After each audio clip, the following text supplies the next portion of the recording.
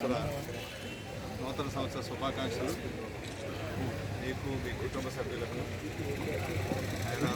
మరింత అభివృద్ధిలోకి రావాలని మీ ద్వారా రాష్ట్ర ప్రజలకి ఆంగ్ల నూతన సంవత్సర శుభాకాంక్షలు తెలియపరుస్తూ ఈ రాష్ట్రం ఈ దేశం పురోగతి సాధించాలని సర్వతోముఖాభివృద్ధితో ప్రపంచ దేశాలలో నంబర్ 1 దేశంగా ఏదైతే మన ప్రధానమంత్రి గారు గౌరవనీయులు మోడీ గారు ఆశిస్తున్నారో అదే బాటలో రాష్ట్ర ముఖ్యమంత్రి వర్యులు గౌరవనీయులు నారా చంద్రబాబు నాయుడు గారు ఉప ముఖ్యమంత్రి వర్యులు పవన్ కళ్యాణ్ గారు ఈ దేశంలోనే నంబర్ 1 రాష్ట్రంగా తీర్చిదిద్దే ప్రయత్నంలో కేంద్ర సహకారంతో సఫలీకృతమై ఇటు సంక్షేమం అభివృద్ధి కార్యక్రమాలు సమబేరీస్తో రెండు కళలా ముందుకు తీసుకువెళ్తూ ఆర్థికంగా సంక్షోభంలో ఉన్నటువంటి రాష్ట్రాన్ని పురోభివృద్ధి వైపు తీసుకెళ్తూ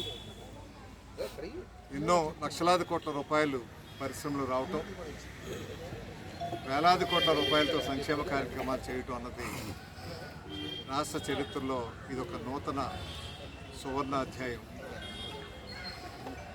అదృష్టవశాత్తు కేంద్ర ప్రభుత్వం రాష్ట్రంలో కూటమి ప్రభుత్వం ఒకే మాట ఒకే బాట మీద వెళ్తూ రాష్ట్రానికి కావాల్సినటువంటి మౌలిక సదుపాయ ప్రాజెక్టులన్నీ కూడా పూర్తి చేసే కార్యక్రమం. దీంతోపాటు పరిశ్రమలు కూడా సుమారు ఈ 18 మాసాల్లో సుమారు 20 లక్షల కోట్ల రూపాయలు విలువ చేసేటువంటి అగ్రిమెంట్స్ అవటం, అందులోకి ఉత్తరాంధ్రకు సంబంధించే సుమారు 3.5 లక్షల కోట్ల రూపాయలు పైబడి పరిశ్రమల పెట్టుబడులు రావటం అన్నది బహుశా ఇది రాష్ట్ర చరిత్రలోనే సువర్ణాక్షరాలతో లిఖించదగినటువంటి కార్యక్రమం.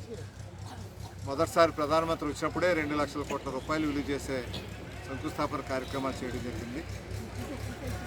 మనం చాలా కాలంగా ఎదురు చూస్తున్నటువంటి పోలవరం ప్రాజెక్టు ఏదైతే ఉందో ఆ ప్రాజెక్టు త్వరితగతిన పూర్తి చేయడానికి కావాల్సిన విధంగా కేంద్ర సహకారం ఇస్తూ 12,500 కోట్ల రూపాయలు ఇవ్వటమే కాకుండా ఇతర రుణ సదుపాయం కూడా కల్పించి ఇప్పటికీ 88% ఆ ప్రాజెక్టు పనులు పూర్తయినాయి. 2027కి ఆ ప్రాజెక్టు పూర్తి స్థాయిలో పూర్తయి మనకి సాగునీరుకి 8 లక్షల ఎకరాల సాగులోకి వచ్చేటువంటి అవకాశాలు మెండుగా ఉన్నాయి.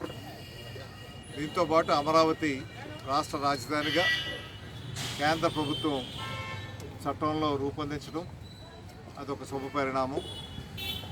ఏవైతే కూటమి ప్రభుత్వం ఎన్నికల ముందు వాగ్దానాలు ఇచ్చామో ఆ వాగ్దానాలన్నీ కూడా అమలు పరుస్తూ సూపర్ 6 అనేటువంటి వాగ్దానాలు ఏవైతే అప్పుడు చంద్రబాబు నాయుడు గారి నాయకత్వంలో ఏవైతే ప్రజలకు హామీ ఇచ్చారో హామీలన్నీ కూడా నెరవేర్చేటువంటి కార్యక్రమాలు సజావుగా జరుగుతూ ఉన్నాయి. అందులో భాగంగా పెన్షన్ 4,000 చేయటం, ఈ 18 మాసాల్లోనే ఒక్క పెన్షన్ మీదే 51,000 కోట్ల రూపాయలు ఖర్చు పెట్టింది రాష్ట్ర ప్రభుత్వం. బహుశా దేశ చరిత్రలో ఏ రాష్ట్రం కూడా ఇంత భారీ ఎత్తున పెన్షన్ కార్యక్రమానికి బడ్జెట్ కేటాయించి ఖర్చు పెట్టినటువంటి దాఖలాలు ఎక్కడ కూడా లేవు. 4,000 రూపాయలు కానీ, అదేవిధంగా కొన్ని కేటగిరీలకు 6,000, 10,000 ఇటువంటి కేటగిరీల్లో ఇవ్వడం కూడా దేశంలో ఎక్కడ కూడా జరగట్లేదు అంతా. దీంతోపాటు తల్లికి వందనం అనే కార్యక్రమం ఏదైతే ఉందో వాటికి ఫీ రియంబర్స్మెంట్ 67 లక్షల మంది పిల్లలకు 10,000 కోట్ల రూపాయలు ఈ ఏడాదిలో ఇవ్వడం జరిగింది.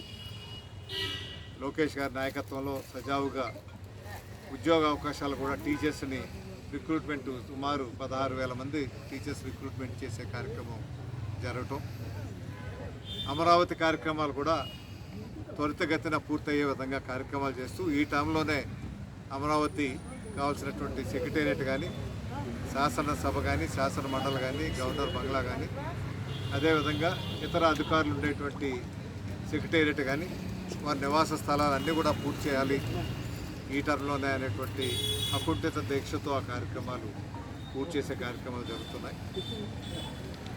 మొన్ననే మీకు అన్నదాత సుఖీభవ కార్యక్రమంలో రైతులకి 2 పర్యాయాలు ఇచ్చే కార్యక్రమం కూడా జరిగింది. ఒక్కొక్క పర్యాయం 5,000 రూపాయలు చొప్పున ఇస్తున్నారు.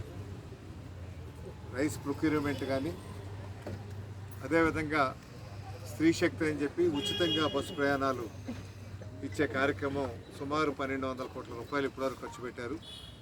ఇంతవరకు మహిళలు 3,50,00,000 మంది మహిళలు ప్రయాణించారు ఈ తక్కువ కాలంలోనే. ఇది బాగా సద్వినియోగపరుచుకునేటువంటి కార్యక్రమంగా కొనసాగుతూ ఉంది. ఇటువంటి కార్యక్రమాలు ఎన్నో చేస్తూ మనకి ముఖ్యంగా గ్రామీణ ప్రాంత అభివృద్ధి విషయంలో మన ఉప ముఖ్యమంత్రి గారు పవన్ కళ్యాణ్ గారు కూడా చాలా శ్రద్ధ తీసుకొని గత 15 సంవత్సరాలుగా పరిష్కారం కానటువంటి ఉద్యోగస్తుల ప్రమోషన్స్ విషయంలో 10,000 మంది ఉద్యోగస్తులకు ప్రమోషన్ ఒకేసారి ఇవ్వటం అన్నది బహుశా ఇది కూడా రాష్ట్ర చరిత్రలో ఎప్పుడు కూడా ఇటువంటి జరగలేదు. దీంతో పాటు పల్లె పండుగ అని చెప్పి ప్రతి గ్రామంలో కూడా సర్వసభ్య సమావేశం పెట్టి అభివృద్ధి కార్యక్రమాల్లో తీర్మానాలు చేసుకోవడం అన్నది బహుశా దేశ చరిత్రలోనే ఎప్పుడు కూడా జరగలేదు. దీనికి గిన్నీస్ రికార్డు కూడా రావడం జరిగింది. సుమారు 4,000 కోట్ల రూపాయలతో అభివృద్ధి కార్యక్రమాల్లో భాగంగా రోడ్లు వేసే కార్యక్రమం, ప్రతి గ్రామంలో కూడా రోడ్లు వేసే కార్యక్రమం NREGS ద్వారా కార్యక్రమాలు, పంచాయతీ నిధుల ద్వారా ఈ మధ్యనే మరొక 2,000 కోట్ల రూపాయలతో మరొక 4,000 కిలోమీటర్ల రోడ్లు వేయాలని 2,000 కోట్ల రూపాయలు మంజూరు చేయడం జరిగింది. ఈ రకంగా ఏవైతే ఉద్యోగ హామీలు 20 లక్షల మంది ఉద్యోగాలకు ఇస్తామని కూటమి ప్రభుత్వం ఎన్నికల ముందు వాగ్దానం చేసిందో అందులో భాగంగానే 16,000 మంది టీచర్సు, 6,000 మంది కానిస్టేబుల్స్, అదేవిధంగా ప్రభుత్వ రంగంలో వివిధ శాఖలకు సంబంధించి 9,000 మందిని ఉద్యోగాలు ఇవ్వడం జరిగింది. ఇవే కాకుండా జాబ్ మేళాలని ప్రతి నియోజకవర్గంలో ప్రతి 3 మాసాలకి 4 మాసాలకు ఒకసారి పెడుతున్నాం.